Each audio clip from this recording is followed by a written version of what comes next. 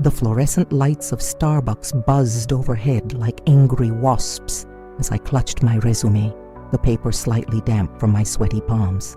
Chicago's November wind had been particularly brutal that morning, and I'd arrived 15 minutes early for what I hoped would be my breakthrough, a marketing position at a tech startup downtown. The coffee shop was packed with the usual crowd. Students hunched over laptops, business people scrolling through phones, and baristas moving with practiced efficiency behind the counter. I spotted her immediately. Sarah Martinez sat at a corner table, her dark hair pulled back in a professional bun, wearing a crisp navy blazer that screamed success. She was everything I thought I wanted to become: confident, put together, climbing the corporate ladder with purpose. Her fingers danced across her MacBook keyboard with the kind of focus I envied. This was my potential boss, the marketing director who would decide my fate. "Jake Morrison," she called out, looking up from her laptop with brown eyes that seemed to assess everything in seconds. "That's me," I replied, trying to inject confidence into my voice while internally wondering if my tie was straight. At 24, I felt like I was playing dress-up in my father's old suit, a hand-me-down that never quite fit right around the shoulders.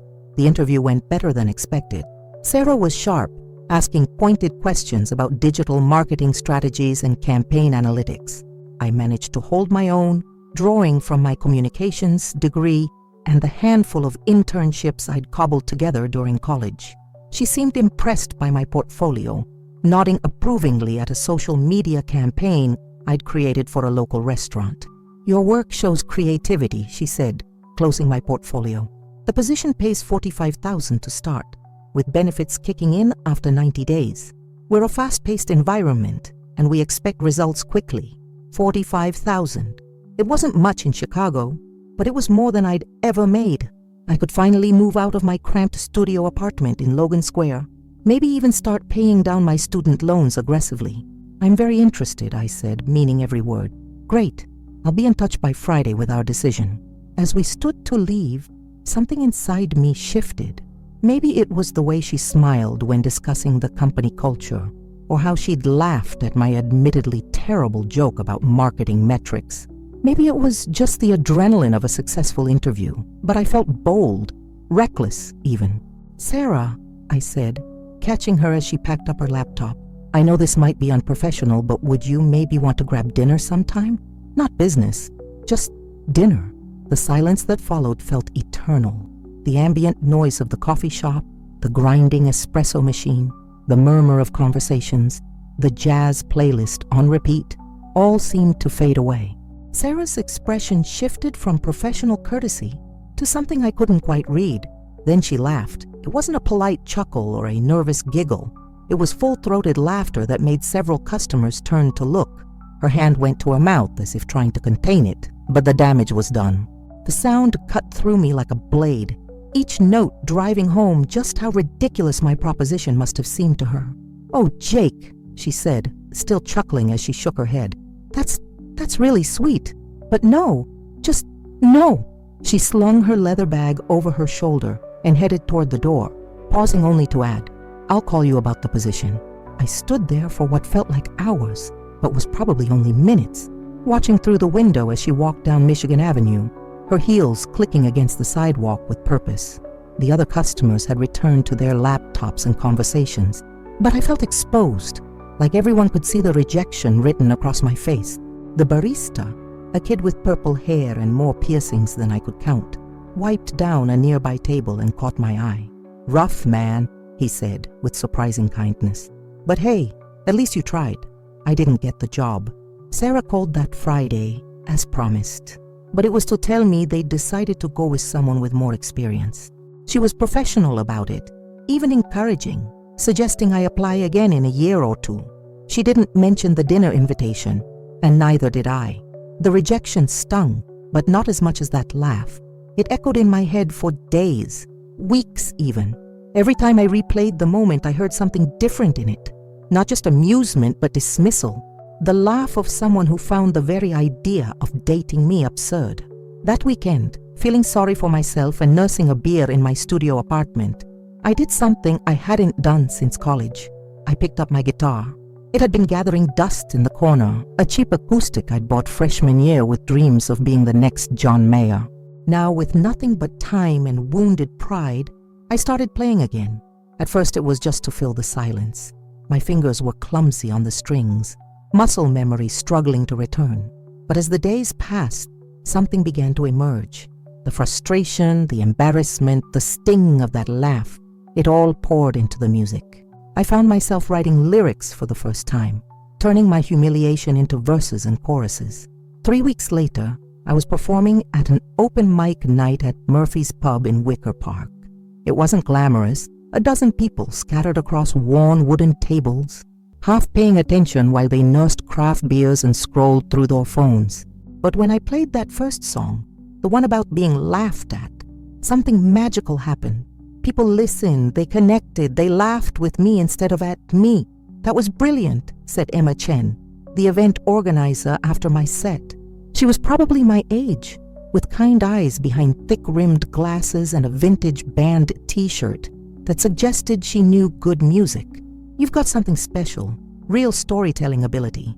Thanks, I said, still processing the fact that I'd actually done it, performed my own music in front of strangers.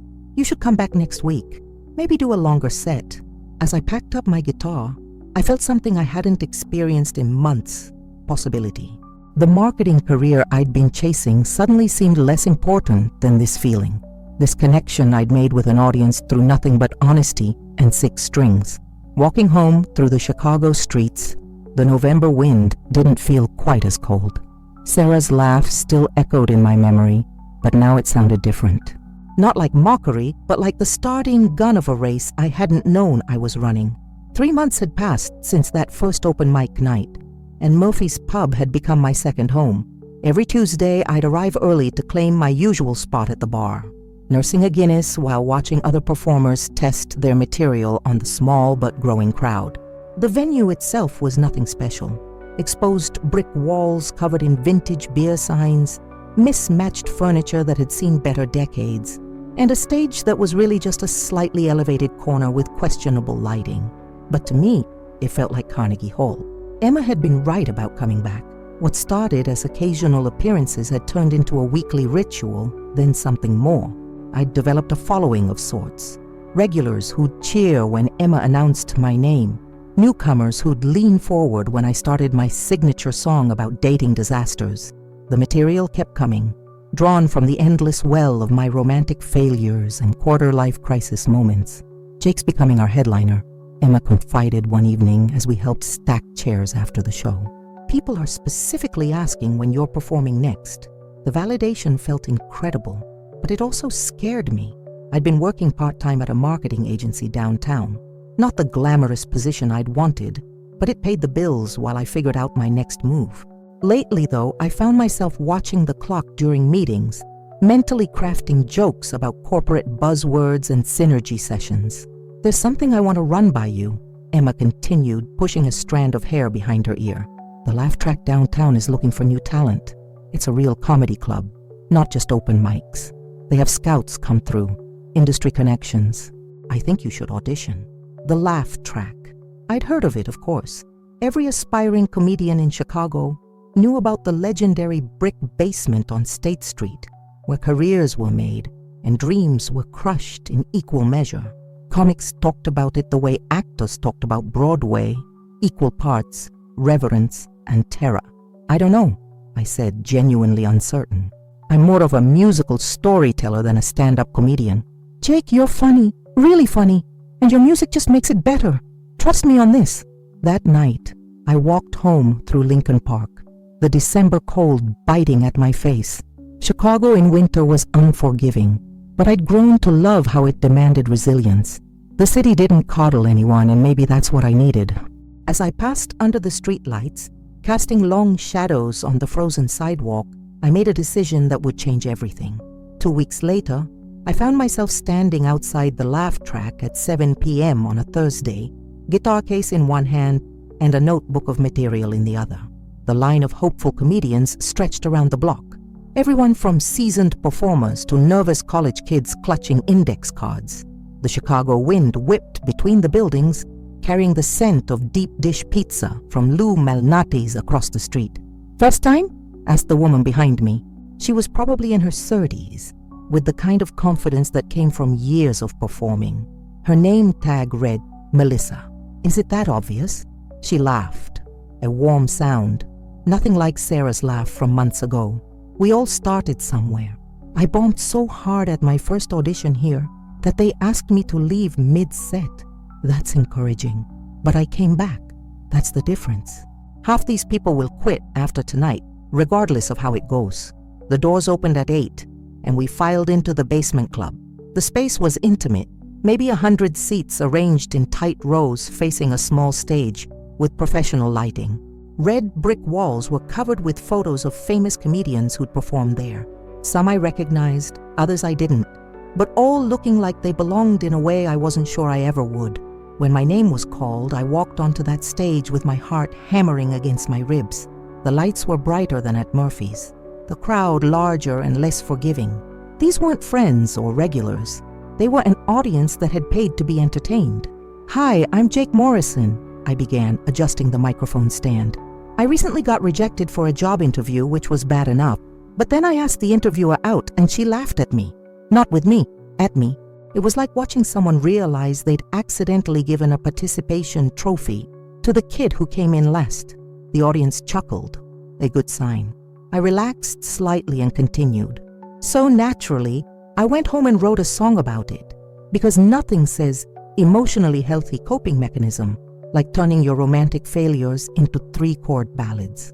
I picked up my guitar and launched into a song I'd been working on for weeks, part comedy, part genuine emotion, all painfully honest. It was about the gap between who we think we are and who we actually are, told through the lens of bad dates and worse pickup lines. The audience was with me, laughing at the right moments, quiet during the more sincere verses. When I finished, the applause was genuine and sustained. I looked out at the crowd, seeing faces that weren't just amused but engaged. In the back, I spotted a man in a suit taking notes, probably one of those industry scouts Emma had mentioned. "Thank you," I said, meaning it more than they could know. Backstage afterward, Melissa found me packing up my guitar. "That was incredible. You've got something really special. Thanks. I'm not sure what happens next. You keep doing this, you get better. You trust the process." She handed me her card. "I run a monthly showcase at Second City. Interested? Second City, the legendary improvisational comedy troupe that had launched countless careers. Steve Carell, Tina Fey, Stephen Colbert, they'd all walked those halls."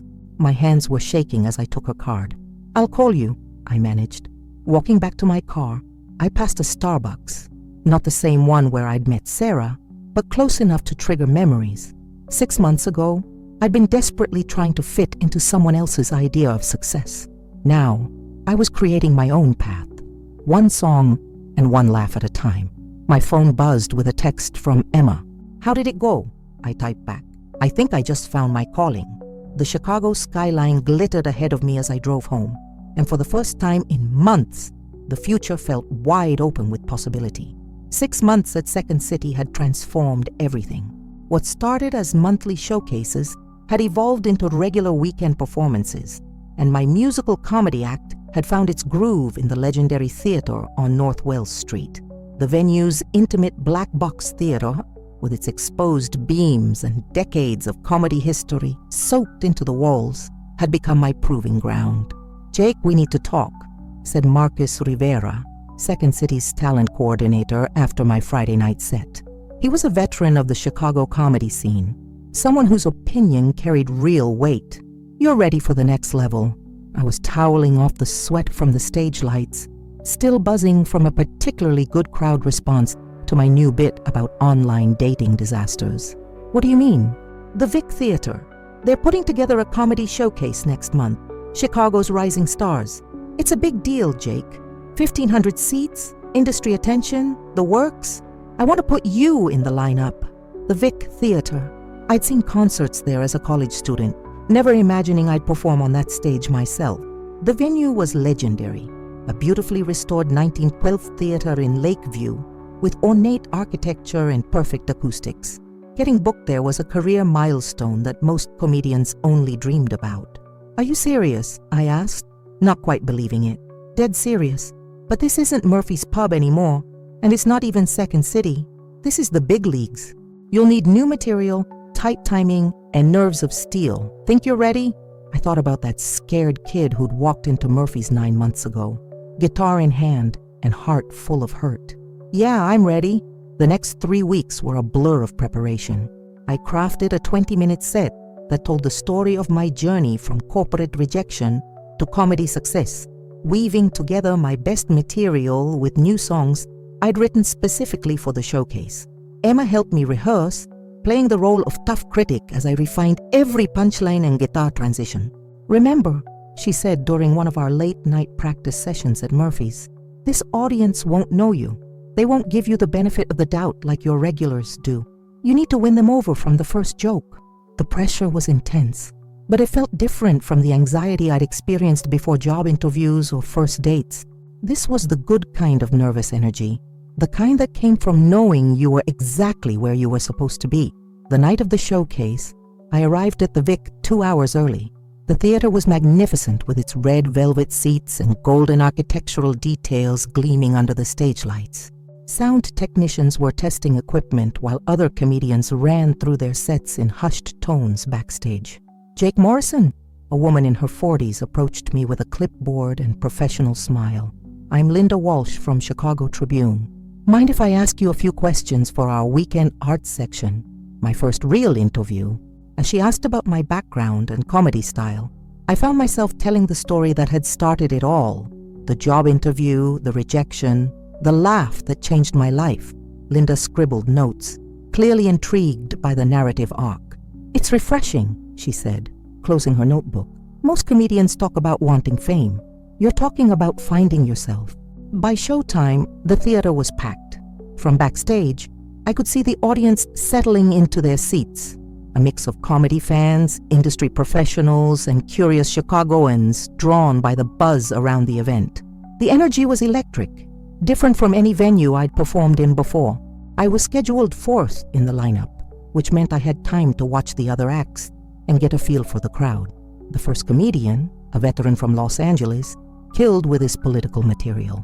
The second, a rising star from New York, had the audience in stitches with observational humor. By the time the third act finished, I realized I was competing at a level I'd only imagined months ago.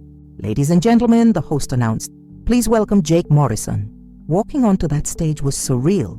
The lights were brighter than anything I'd experienced, the audience larger than I'd ever faced. For a moment, I felt that familiar flutter of panic, the same feeling I'd had in the Starbucks with Sarah all those months ago. Then I remembered why I was there. "Hi, I'm Jake Morrison," I began, settling into the microphone with my guitar. "About a year ago, I thought my biggest problem was being unemployed. Turns out my biggest problem was being employed by my own expectations." The audience laughed, a good sign. I launched into my opening song, a piece about the death of the American dream and the birth of the American side hustle. The crowd was with me from the first chord, their laughter building as I painted the picture of millennial struggles with humor and heart. 20 minutes flew by like 20 seconds. I closed with my signature song, the one about that fateful coffee shop encounter. But now it wasn't just about rejection. It was about transformation, about finding strength in vulnerability, about discovering that sometimes the worst thing that happens to you becomes the best thing that ever happened to you. The standing ovation lasted 2 full minutes. From the wings, I could see people in the audience wiping away tears while still applauding. The other comedians backstage were nodding with respect, the kind of recognition you can't fake or buy. After the show, I was approached by agents, club owners, and fellow performers. Business cards were exchanged, opportunities discussed, future collaborations proposed. But the moment that mattered most came from an unexpected source. "Excuse me, Jake?" A young woman approached me near the theater's lobby. "I just wanted to thank you. Your story, it really resonated with me. I got laid off 6 months ago, and I've been feeling like such a failure. Your set reminded me that maybe this is just the beginning of something better." That's when I knew I'd found my purpose. This wasn't just about getting laughs or building a career. It was about connection, about helping people feel less alone in their struggles. As I walked back to my car through the Lakeview neighborhood, past the late-night diners and corner bars full of people living their own stories, I felt a profound sense of gratitude, not just for the success of the night, but for every rejection, every closed door, every moment of doubt that had led me here. My phone buzzed with a text from Marcus. "Congratulations, you're officially a headliner now." I smiled, looking up at the Chicago skyline one more time before driving home. Tomorrow would bring new challenges, new opportunities, new chances to turn pain into purpose. But tonight, I was exactly who I was meant to be. The Chicago Tribune feature had changed everything. 3 weeks after Linda Walsh's article ran with the headline, "From Corporate Rejection to Comedy Gold, Jake Morrison's Unlikely Rise," my phone hadn't stopped ringing. Booking requests, interview opportunities, even a call from a talent agency in Los Angeles, expressing interest in representation. But the most unexpected call came on a Tuesday morning while I was grabbing coffee before my afternoon set at Zany's Comedy Club. "Jake Morrison," the voice was familiar, though I couldn't place it immediately. "Speaking. This is Sarah Martinez. We met about a year ago for a job interview at Starbucks." My coffee cup froze halfway to my lips. Sarah, the woman whose laugh had inadvertently launched my entire comedy career. I'd thought about this moment countless times. What I'd say if we ever spoke again. How I'd feel. Whether the old sting would return. "Sarah, hi, I remember. I saw the Tribune article about you. I had no idea you'd become a comedian." That's amazing." There was something different in her voice. Not the confident professional tone I remembered, but something softer, almost uncertain. "Yeah, it's been quite a journey," I said, keeping my tone neutral. "Listen, I know this might sound strange, but I'd love to see you perform. I looked up your schedule online and I see you're headlining at the Chicago Theater next Saturday. I was wondering if I could get tickets." The Chicago Theater, my biggest booking yet. 2,000 seats in one of the city's most prestigious venues. The marquee would have my name on it, visible from State Street. It was the kind of milestone that made every struggle worth it. "Of course," I said. "I'll put you on the guest list." "Actually," she paused, "I'd prefer to buy them. I want to support your work properly."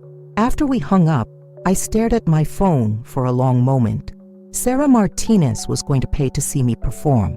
The woman who'd laughed at the idea of dating me was now willing to spend her Friday night and hard-earned money to watch me on stage.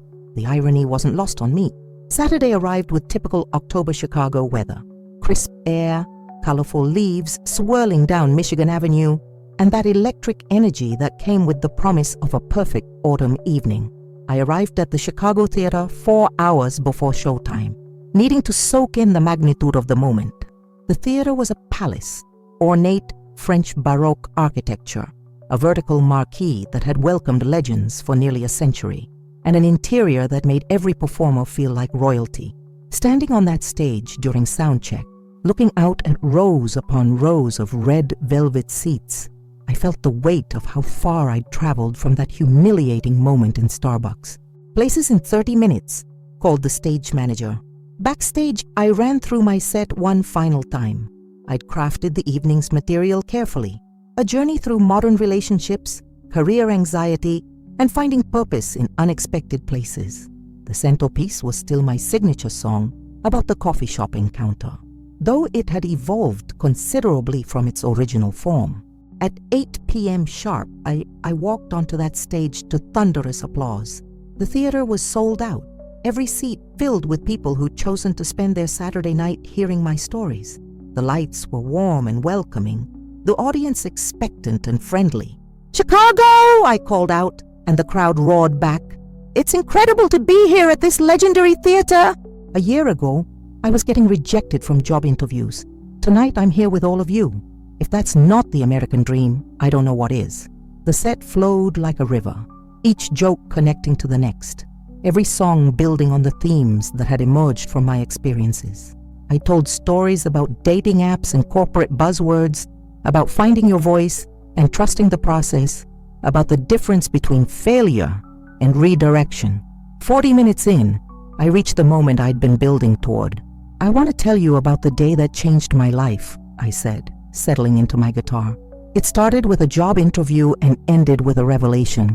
And somewhere in the audience tonight is the woman who unknowingly launched my entire career. I found Sarah in the crowd, 5th row center, wearing a black dress and watching with complete attention. Our eyes met for just a moment, and she gave me the slightest nod. This song is called The Laugh That Launched 1,000 Ships, I began, and launched into the story that had become my signature piece. But this version was different, more nuanced, more grateful, less about rejection and more about redirection. The audience was completely with me, hanging on every word as I painted the picture of that awkward moment and its unexpected consequences. When I reached the final chorus, sometimes the worst thing that happens becomes the best thing that ever happened. The entire theater sang along.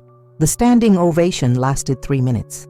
From the stage, I could see Sarah on her feet, applauding with genuine enthusiasm, tears visible on her cheeks even from that distance. After the show, I was greeting fans in the lobby when she appeared. "Jake," she said, and I turned to face the woman who'd set everything in motion. She looked different, still professional, still put together, but there was something more vulnerable in her expression. "Thank you for tonight," she continued. "That was extraordinary. I had no idea that our encounter meant so much to you." "It changed everything," I said simply. "I owe you an apology. The way I reacted that day, it was dismissive and unkind. I was dealing with my own issues, a bad breakup, pressure at work, and I took it out on you. You didn't deserve that." "Sarah, you don't need to apologize. That laugh was exactly what I needed to hear, even if I didn't know it at the time." She smiled, not the professional smile from the coffee shop, but something genuine and warm. "I've been following your career since I saw the Tribune article. You've built something beautiful from that moment. I'm genuinely happy for you. Thank you. That means more than you know." As she turned to leave, she paused. "For what it's worth, if you asked me to dinner now, I wouldn't laugh." I grinned. "Good to know. But I'm seeing someone, Emma actually. She's the one who believed in me from the beginning. She's a lucky woman." Walking home through downtown Chicago that night, past the glowing marquee with my name in lights, I felt a profound sense of completion. Not because Sarah had apologized or expressed interest, but because I'd finally become the person I was meant to be all along. Sometimes rejection is just redirection in disguise. Sometimes the people who wound us become the architects of our healing. And sometimes the laugh that breaks your heart becomes the foundation for rebuilding your entire life. My phone buzzed with a text from Emma. "Saw the live stream. You were magnificent. Can't wait to celebrate." I smiled, looking up at the Chicago stars barely visible above the city lights, and headed home to the life I'd built from the ashes of my former dreams.